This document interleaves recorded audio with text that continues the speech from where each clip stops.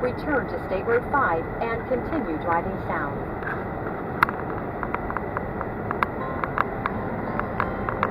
Pause the audio until you've passed the intersection of State Road 5 and County Road 200.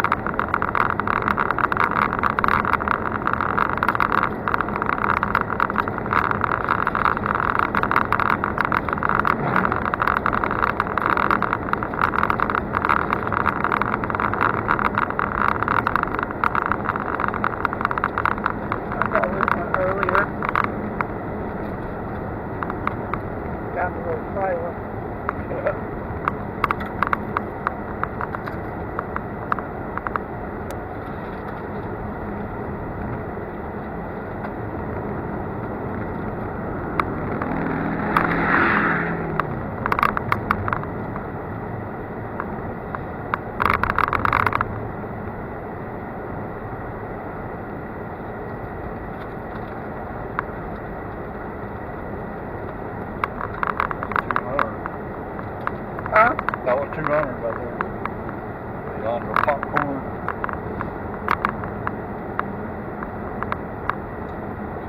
One distinct and common design of farm buildings along the Heritage Trail is the bank barn. Bank barns were widely used in the rolling Pennsylvania countryside, where many of the Amish and non-Amish farmer families grew up. Bank barns typically took advantage of a small hillside to give the farmer two ground-level entrances to the barn. By building the barn into a small earthen rise, the farmer can access both the first and second levels with his wagons and tractors.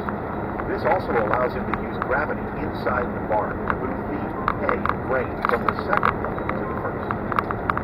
When pioneer farmers moved to the flatter land of the Midwest, there weren't natural embankments to build their traditional bank barns.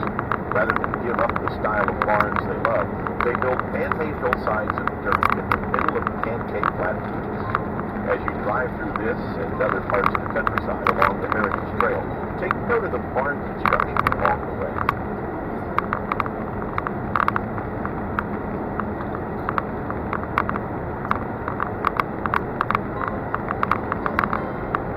Continue south on State Road 5 to County Road 400 South, where you will turn right. Pause the audio until you have made the right turn onto 400 South.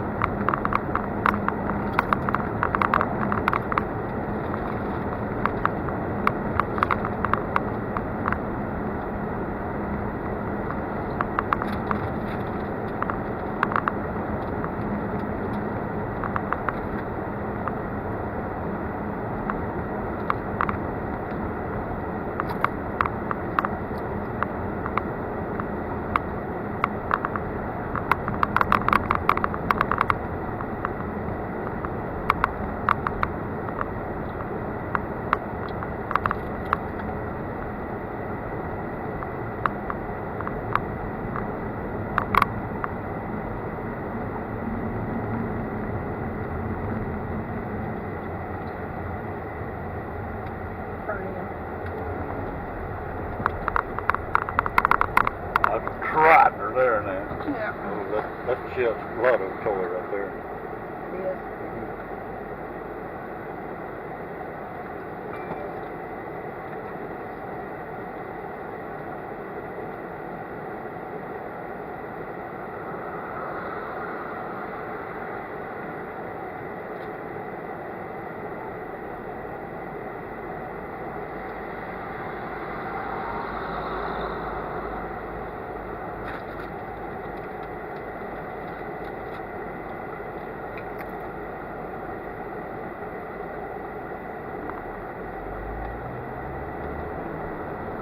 Slow son, take pictures. All the horse gonna run over. Oh, okay. Right, yeah.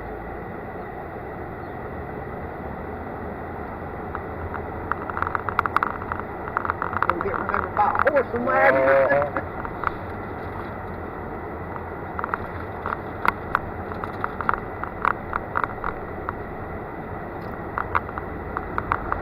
Falling behind on your jaw.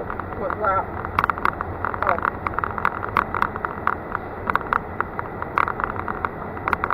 You should be driving west on County Road 400 South. You will follow this road for about 6 miles until it intersects with State Road 13. We're fascinated by the Amish in part because they represent a way of life that reminds many of us of our ancestors' farming roots. By clinging to old ways, they remind us that our modern conveniences are just that, conveniences, not necessities.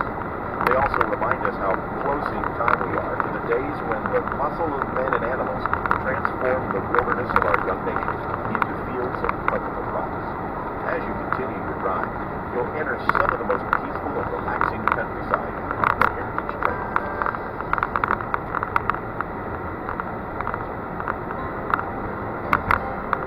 You'll stay on County Road 400 as you pass County Road 900.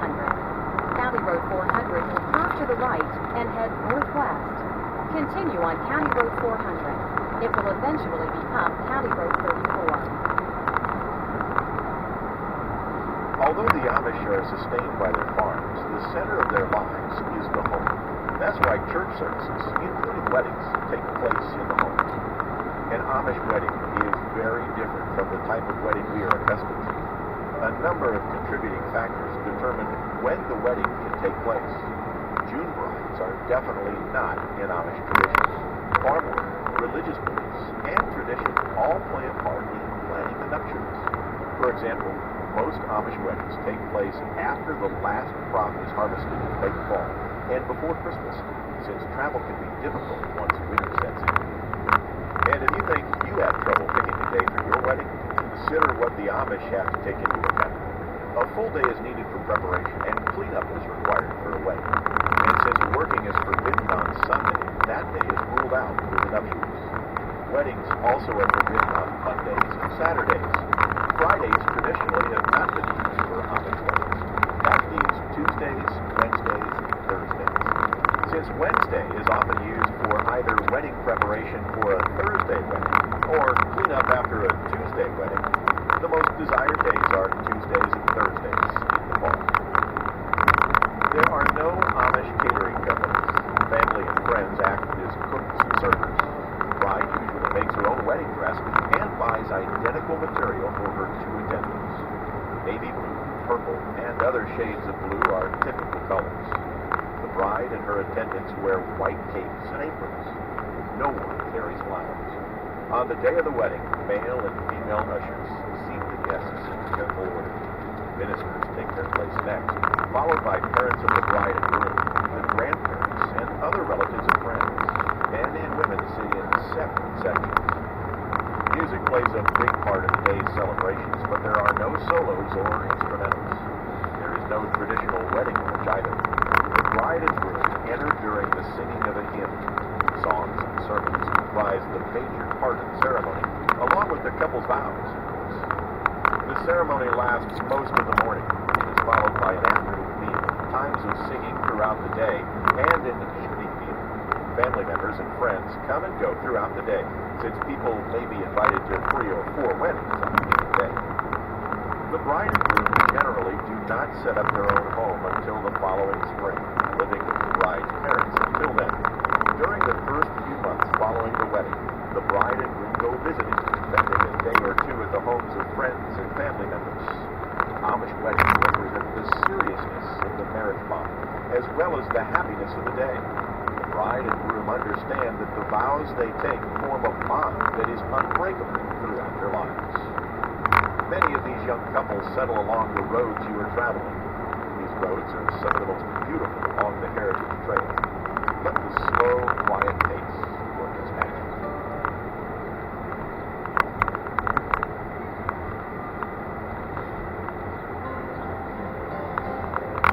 Stay on County Road 34 until it intersects with State Road 13, a distance of about 5 miles, where you will turn right. Pause the audio until you reach State Road 13. Turn right onto State Road 13. This scenic country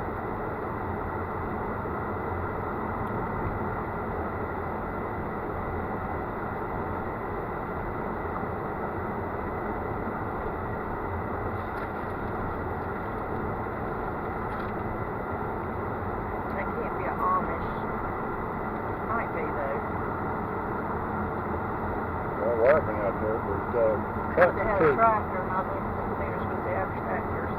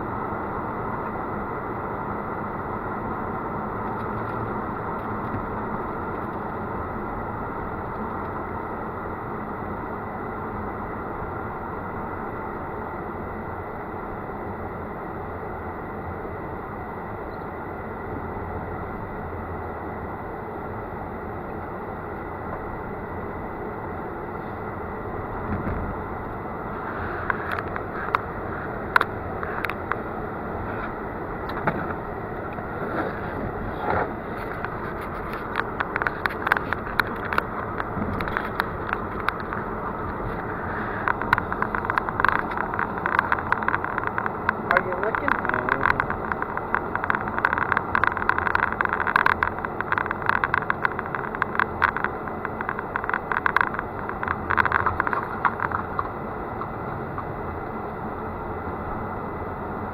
A busy bunch of people, aren't they? Yeah, they're on the move on Monday.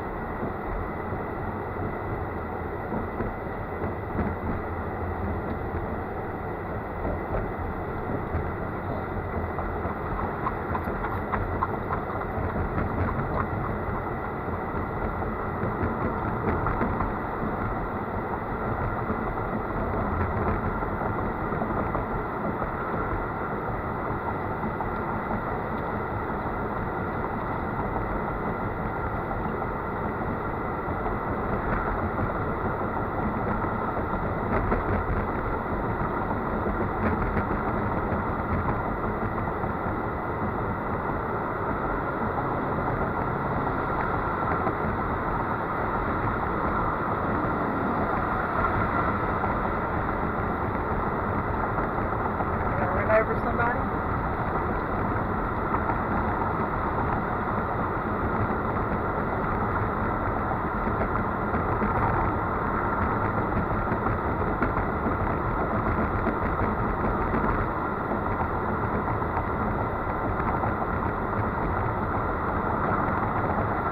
Oh my God, that scared me.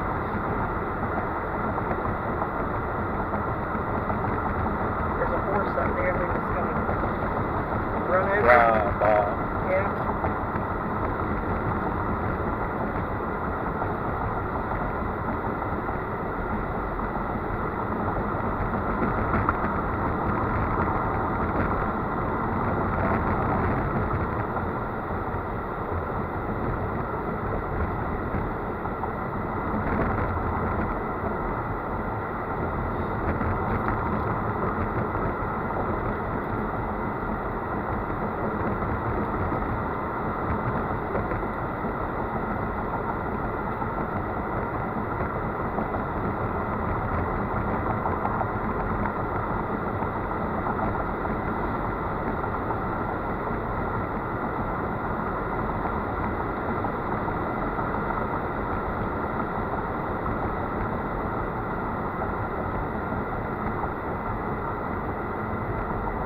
When was we supposed to turn it? Oh, it's got to turn here, so.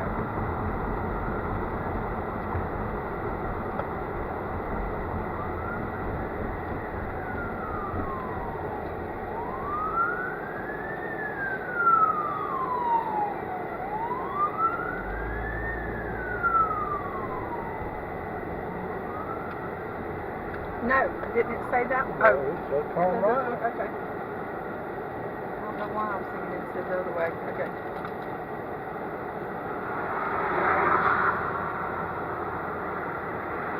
25 of Miamians, fierce warriors who stake their claim to land in the Indiana Territory by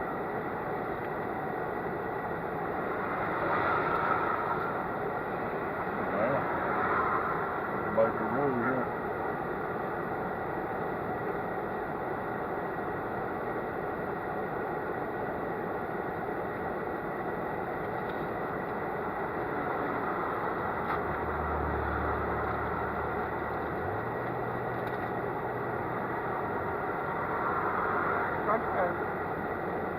Thought you could have been. Okay, that one like nothing. Okay.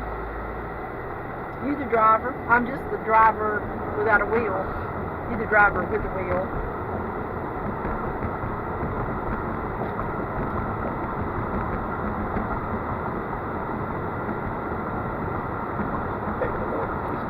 indigenous tribes. The Miami Indians played an important part in the War of 1812, serving as paid warriors for the British and fighting against the young United States. The Indians had good reason to join forces with the British. In the midst of westward expansion, pioneer settlers were moving into Indian territory, claiming the hunting grounds and farmland that the Indians had used for generations. During the War of 1812, Indians raided frontier settlements, killing both U.S. soldiers and civilians. Of course, when word of the Indian raids reached Washington, D.C., then President James Madison made plans to take revenge.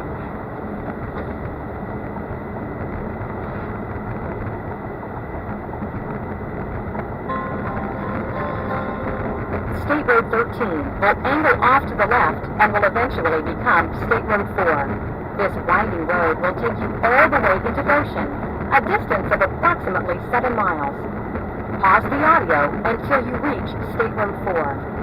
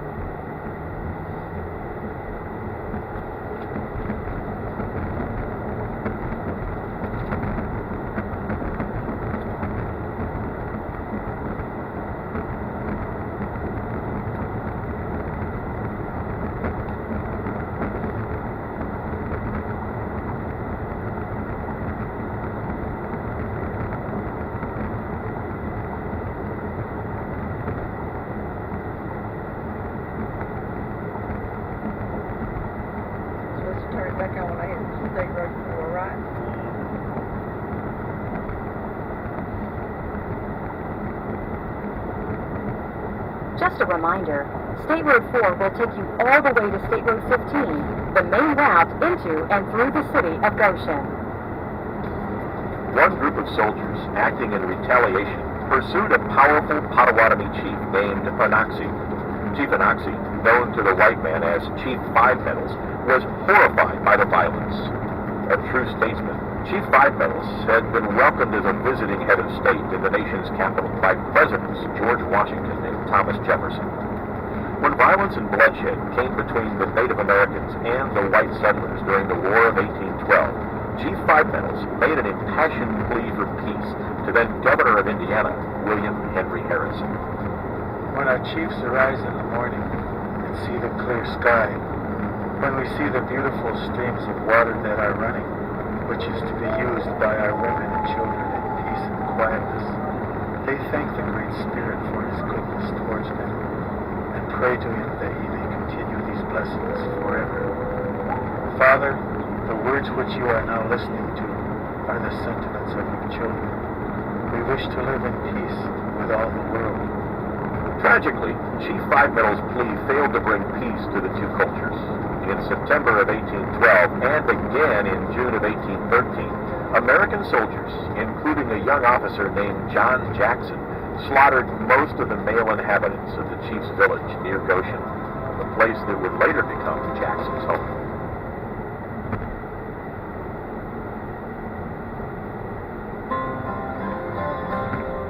You will continue on State Road 4 into Goshen through a flashing red light at the intersection of State Road 4 and County Road 35. Pause the audio until you have passed through the flashing red light. Before the towns of Goshen and Elkhart were founded, local pioneers argued about the proper place to locate the county seat. Those who lived near the junction of the St. Joe and Elkhart rivers pressed for nearby Elkhart. Colonel John Jackson, a retired military hero famous for his role in local Indian conflicts, and other settlers in the Goshen area, naturally wanted the center of county government near their homes. The state of Indiana established a commission to hear the arguments of both groups and decided on a compromise. It placed the site of the county seat approximately 6 miles southeast of Elkhart in Concord Township, halfway between the two opposing groups. This compromise pleased no one except for a nearby property owner who promptly built a brewery on the site. In the summer of 1830, the state agreed to reconsider and a new board of commissioners was appointed to hear each side again. The new commissioners asked all interested parties to meet at the mouth of the Elkhart River to decide which of the two sites should be selected. The Goshen group, headed by Colonel Jackson, took advantage of every opportunity to meet the new commissioners and lobbied them skillfully and successfully. Jackson's own memory of the meeting has survived. At length, the time arrived. All were present according to arrangements. Old Father Cripe invited the commissioners to dinner. I also was invited. He brought out a little keg of wine that he had for his own use, being an old man, and treated us all. Well, Commissioner George Crockett was our most prominent opponent. After viewing the sites proposed, and also the site of the first location, loud speeches from the different parties, the commissioners agreed unanimously to relocate and establish a county seat at its present location. Whether it was the influential arguments of the people of Goshen or the influence of old Father Cripe's little keg of wine, the commissioners submitted their official choice on May 26, 1831, and recommended that the Goshen site serve as the county seat.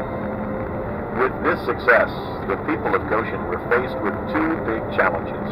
They didn't hold title to the land that would become downtown Goshen, and they had no money to buy it. Fortunately, they were able to borrow the money they needed from Samuel Hanna, a Fort-Wayne businessman who heard of the situation when he happened to spend an evening in the home of the very persuasive Colonel Jackson. The growth of Goshen was underway.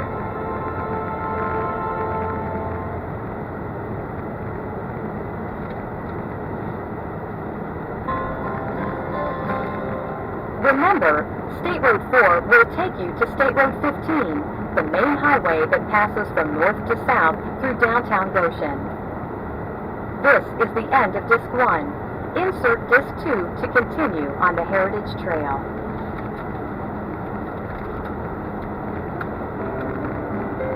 Welcome. Where's Disc 2 at? I don't know until you do one.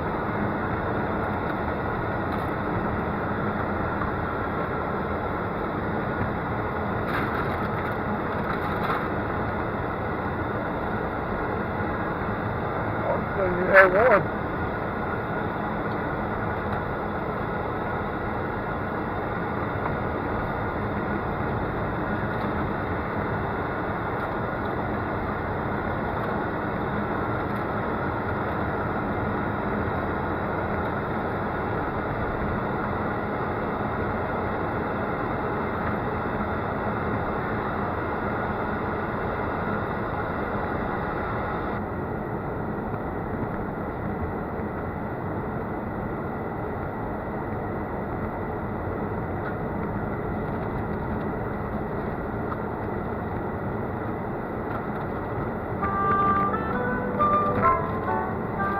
As you approach Goshen, our first suggestion is actually a short detour off the Heritage Trail to a popular fixture in the Goshen creative community, the Old Bag Factory. Built in 1890, the complex that houses the Old Bag Factory began as the Cosmo Buttermilk Soap Company, manufacturing laundry soap, fine bath soap, and toilet paper. For the first 40 years of this century, it also served as the northern terminal for Goshen's trolley system. In 1910, the Chicago-Detroit Bag Company, makers of cloth, mesh, and paper bags, took over the building. It was perhaps best known as the producer of the small paper tags wrapped up with every Hershey's Kiss. The complex sat idle until 1984, when new owners restored the interior, converted the abandoned track into a cheerful outdoor walkway, and encouraged local artisans to open their shops and studios there. Today, the Old Bag Factory thrives on craft and commerce. It's home to specialty boutiques featuring ceramics, antiques, furniture, quilts, and more. Shoppers will often see potters, sculptors, quilters, and woodworkers creating one-of-a-kind treasures. We encourage you to stop by. You'll find a trip to the Old Bag Factory will be well worth your time.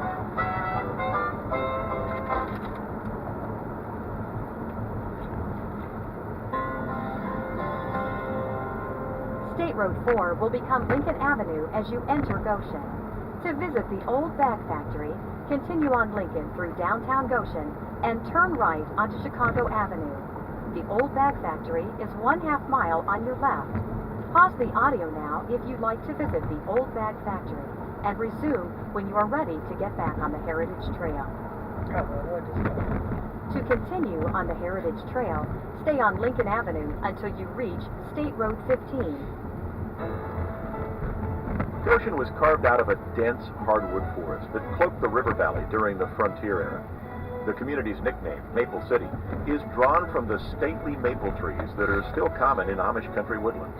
The name Goshen is a biblical reference to the land inhabited by the Israelites in Egypt. An early settler who moved here from Goshen, New York, suggested the name for his new Indiana hometown.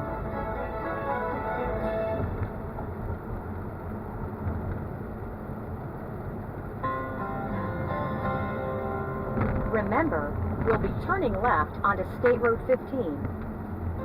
Built in 1869, the Elkhart County Courthouse is a magnificent example of Greek Revival architecture, a style common throughout the town's establishments. Take note of the tiny building on the southwest corner of the square, at the corner intersection of Main and Lincoln. Built in 1939, this concrete bunker was a lookout for sentries of the Goshen Police Department at a time when banks were especially vulnerable to the roving bands of gangsters common in the Depression era. This fortress-like booth could deflect Tommy gun fire and was constructed to ease the fears of Goshen's local banks, prime targets, and easily accessible to outsiders traveling on US 33, one of the major routes of the day. Goshen police were prepared to defend the town from this little bunker against a rumored visit by the infamous John Dillinger gang, who were supposedly planning to rob the banks occupying the three facing corners. Today, Goshen's historic downtown is filled with galleries, restaurants, and specialty shops. many in beautifully restored turn-of-the-century buildings. Its vibrant arts community is anchored by Goshen College and the Souder Music Hall, one of the Midwest's top venues for the performing arts. It has also become the center of a growing visual and fine arts community. Unique local venues host eclectic arts and cultural events. The Goshen Theater on Main Street staged its first performance in 1905. At that time, it was acclaimed as a classic auditorium that had the biggest stage from New York to Chicago. You can still catch music, comedy, and dramas there today. New World Arts, also downtown, celebrates alternative theater, independent film, and fine arts. The LVD Concert Hall in the Old Bag Factory offers live performances of folk, Celtic, blues, bluegrass, and country. The city's creative atmosphere has fostered a growing independent film industry, and the town has been the backdrop for a handful of productions, one of which, Lonesome Jim, was an official selection at the 2005 Sundance Film Festival.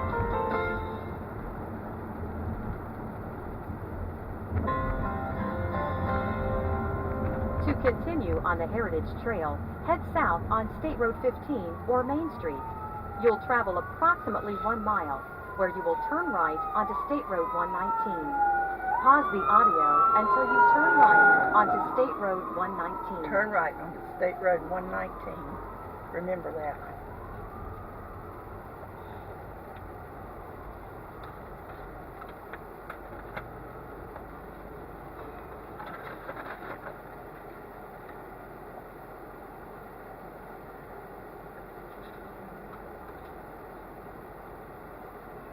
My phone even charging.